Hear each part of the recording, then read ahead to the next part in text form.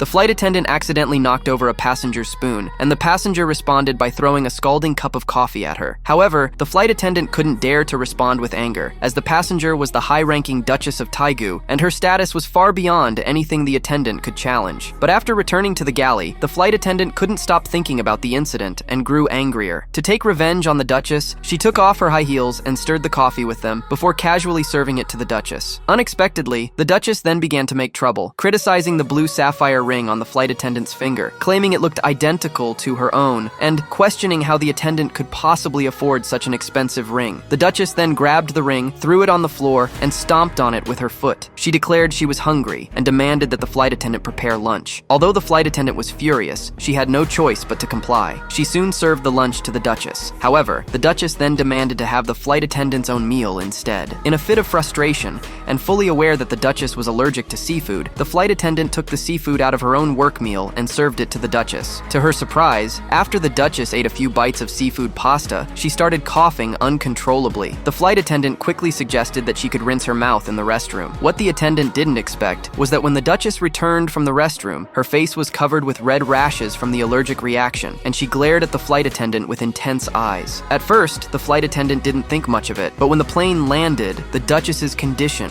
had worsened. The next day, as the flight attendant was preparing to return on another flight, she was shocked to hear on the news that the Duchess had unexpectedly passed away. Since the Duchess was a member of the aristocracy, her body had to be transported back to her country within 8 hours. As a result, the Duchess's body was placed on the return flight.